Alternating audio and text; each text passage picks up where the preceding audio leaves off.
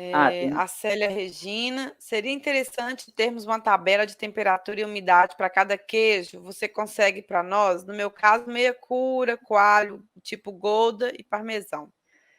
Vamos lá. Vamos começar dos queijos sem ser florido, né? Temperatura em torno de 8, 10, 12 graus, tá? E umidade do ar 70, 75, acho que no máximo 75 graus, 75% de umidade relativa do ar. Para queijo, parmesão, não é? Pode falar, Fernanda. Não, eu ia te falar assim, você está falando desse aí, dessa temperatura de 8 a 12, de 75 para o queijo de massa mole? Você falou Florida, mas que tipo Não, seria de massa? para queijo não florido. Ah, sim. Sim, Para não não florido, floridos. você pode Nem ter, massa firme mesmo. pode ter uma umidade de 70%. Sim. Não tem problema nenhum. Você consegue fazer essa maturação, tá? Temperatura 9 graus, 8 graus, 10 graus, você consegue. Agora, os queijos floridos, né, tanto o Roquefort como o Camembert, eles são mais exigentes em temperatura e umidade. Né? O Roquefort, ele pede 85% de umidade e uma temperatura de 7, às vezes 5. Ele começa com uma temperatura um pouco alta, né? 14, 13, com 12 você consegue, né? Para que ele dê vamos dizer assim, o start da produção do mofo no queijo. E aí depois você tem que baixar ele para 7, 6 graus para você fazer ele crescer no seu queijo. E o camembert, ele precisa de uma umidade de 95%. Então, por exemplo, na embalagem aqui, às vezes, o que eu faço? Eu sempre coloco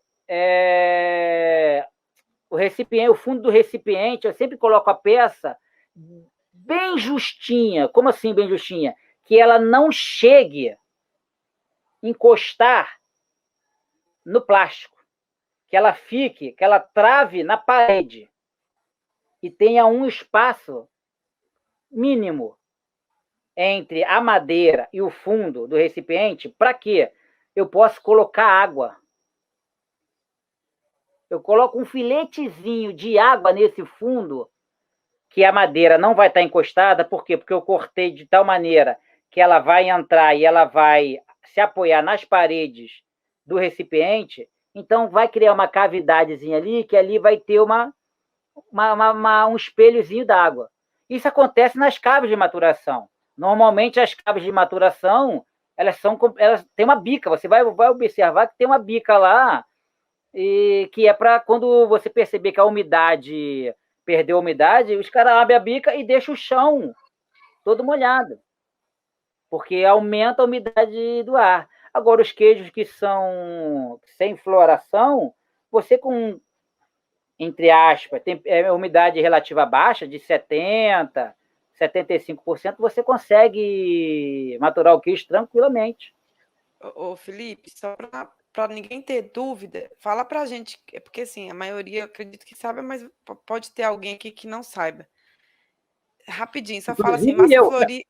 Não, você sabe.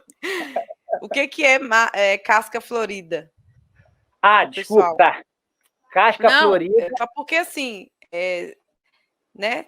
Não, não, sim, Tem sim, coisa que a gente certíssimo. acha que a gente conversa, sabe, no É. automático, né? Só para deixar claro, Uhum. o pessoal que A não casca faz ideia. florida é quando você tem o objetivo do que a sua casca do queijo seja coberta de mofo, ou de ácaro, ou de elementos que não fazem parte natural do queijo. Então, por exemplo, a gente introduz o fungo Península Roquefort, que é o fungo azul, tradicionalmente o gorgonzola, o Roquefort, né? Normalmente queijo de cabra também tem. e o Peninsular Camembert, que é aquele que fica tipo uma nuvenzinha, né, de mofo branco, que é o Brie, o Camembert e entre outros, entendeu? Beleza. Então, isso aqui é a casca florida. E, inclusive, que eu tenho que defender, porque os mofos de ambiente, assim, né? Quer dizer, nos naturais, sem introdução, porque eu acho que essa é o grande salto para o queijo artesanal brasileiro produtores que invistam em descobrir, em pesquisar a sua cepa de fungo regional. Eu acho que dá uma autenticidade no queijo que em lugar nenhum você vai ter, entendeu? Porque é do seu ambiente, é dali.